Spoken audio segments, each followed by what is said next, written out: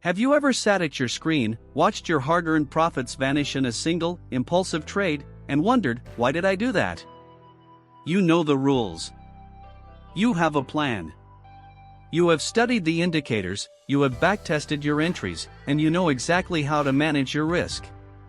Yet, when the heat of the market rises, the screen turns red, and the volatility spikes, you lose control. You click the button, you ignore your stop loss, and you watch your account balance bleed. This is the silent killer of every trader's journey, overtrading. It's not about the lack of strategy, it's about the lack of mastery over your own mind. We're going to break down why this happens, the neurobiology behind the urge, and how you can stop it today to preserve your career. Why do traders find it impossible to walk away? It starts with the dopamine loop. When you place a trade, your brain releases a chemical hit, a surge of neurotransmitters that makes you feel alive, important, and focused. It doesn't matter if you win or lose, the act of interaction provides a temporary sense of control and excitement. You aren't just trading charts, you're trading your need for significance. Many traders are actually addicted to the sensation of being in the game. They crave the volatility because it numbs the monotony of life. You have to realize that every time you click without a setup, you are paying the market for your own amusement. It's a costly, high-stakes hobby that most people mistakenly call a career. Think about the gambler in a casino. They aren't there because they want to win every single hand, they are there because they are addicted to the uncertainty of the outcome. If you are trading for the thrill, you have already lost. The addiction to the chart is a real psychological trap. You sit there, staring at flickering candles, waiting for something to happen. You start seeing patterns that aren't there. You begin to project your desires onto the price action, convincing yourself that a minor retracement is actually a breakout. You want the market to move, so you force a trade. This is the moment you stop being a professional and start being a gambler. The chart becomes your master, not your tool. When you stare too long, your analytical brain, the prefrontal cortex, shuts down, and your impulsive, emotional brain, the amygdala, takes the wheel.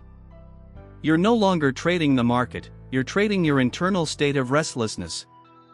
You're trying to soothe your anxiety by doing something, anything, to feel like you're in control. You must learn to look away. If you find yourself staring at the screen for more than 4 hours without a trade, you are not working, you are waiting to make a mistake. Then comes the trap of trading out of boredom. You've had a good week, or maybe you've had a bad one, and you feel the need to keep the momentum going. You have this false belief that if you aren't clicking, you aren't working. But the market isn't always offering a high probability setup. In fact, most of the time, the market is just noise.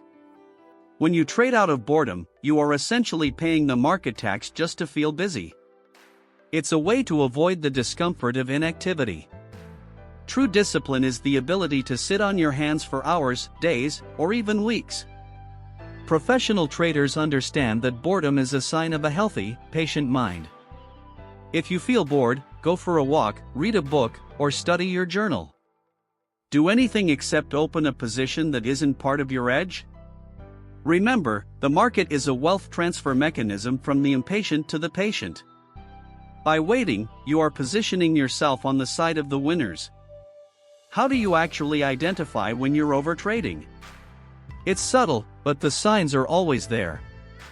Are you checking your P&L every 5 minutes? Are you increasing your position size to make back a loss? Are you finding yourself looking for excuses to enter a trade that doesn't meet your criteria? If your heart rate spikes when you see a movement, you're already in trouble. Overtrading is often a symptom of underlying anxiety. It's the fear of missing out, or the fear of being wrong. Once you recognize these physical and mental cues, the sweaty palms, the rapid breathing, the tunnel vision, you have the power to stop. Acknowledgement is the first step toward reclaiming your discipline. You need to develop the self-awareness to say, I am currently overstimulated, and therefore, I am unfit to trade. The most dangerous phrase in trading is just one more. You tell yourself that you'll make up for the loss or that you'll squeeze out a little more profit. But just one more is the gateway to disaster. It's a lie you tell yourself to justify a lack of patience. When you hit your target, walk away. When you hit your stop, walk away. There is no just one more in a professional's vocabulary. The market will be here tomorrow. By forcing that extra trade, you are fighting against the probability of your own strategy. You are essentially gambling with your mental capital, and that is a debt you cannot afford to pay. Consider the revenge trade, a specific form of just one more. You lose money, you get angry, and you try to punish the market by entering a bigger position. This is the fastest way to blow up an account. You aren't punishing the market doesn't know you exist. You are only punishing your family, your future, and your dreams. Protecting your daily profits is a mandatory skill for any successful trader. It's not about how much you make, it's about how much you keep. Many traders make a significant profit in the first hour, only to give it all back by the end of the day. This is pure self-sabotage. You need to implement a walk-away rule. If you reach a certain profit threshold, your trading platform shuts down for the day. No exceptions. Think of your profits like a glass of water. The more you move it around, the more you spill. Put it down and let it be. Your goal isn't to win every day, it's to survive to trade another day. If you make your daily goal by 10 a.m., the smartest thing you can do is close the laptop, go to the gym, and enjoy your success. Staying in the market invites the possibility of a reversal. Why risk what you've already earned? Day trading is often compared to a casino, and for many, it is exactly that. The casino effect happens when you treat the market like a slot machine. You put money in, pull the lever, and hope for a jackpot. But unlike a casino, the market doesn't have a fixed house edge that you can't overcome. You are the house. You decide when the odds are in your favor. If you find yourself chasing losses or feeling an adrenaline rush, you are playing the casino game, and the house, the market, will eventually take everything.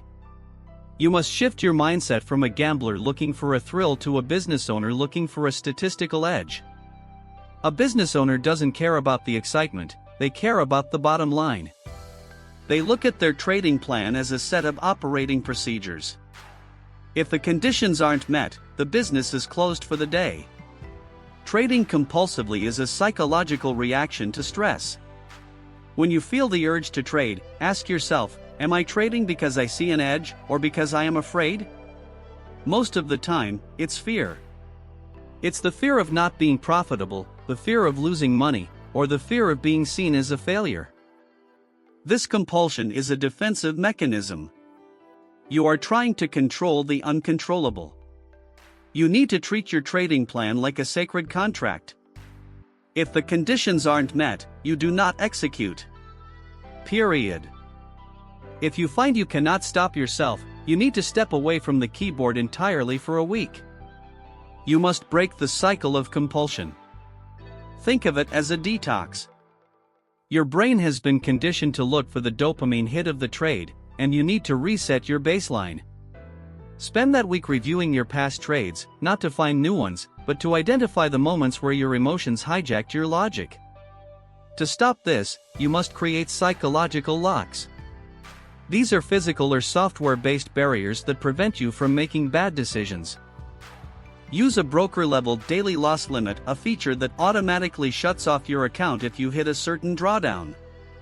Use a timer that forces you to step away from the screen for 15 minutes every hour. Write your trading rules on a piece of paper and tape it to your monitor. When you feel the urge to overtrade, read those rules out loud. These locks aren't signs of weakness, they are signs of a professional who knows their own limitations. You are building guardrails for your own mind. Use technology to protect you from yourself. A pilot doesn't ignore the cockpit alarms, and you shouldn't ignore your own preset rules. Finally, you need to know when not to trade. The best traders in the world spend more time observing than executing.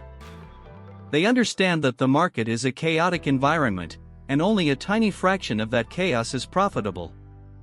If the market is choppy, if you are tired, if you are emotional, or if you simply don't see your setup, then the answer is no, the market doesn't owe you a trade. You don't need to be right all the time, you just need to be right when it matters. Don't force the trade. Don't force the profit. Let the market come to you. The most successful traders I know are those who are comfortable with doing absolutely nothing for days on end. They aren't lazy, they are waiting for the perfect sniper shot. They understand that the market is a test of patience, and the highest reward goes to those who can wait the longest. Master your psychology or the market will master you. You have the power to stop the cycle. It starts with the very next time you feel the urge to click. Stop, take a breath, and walk away. That is how you become a trader who lasts.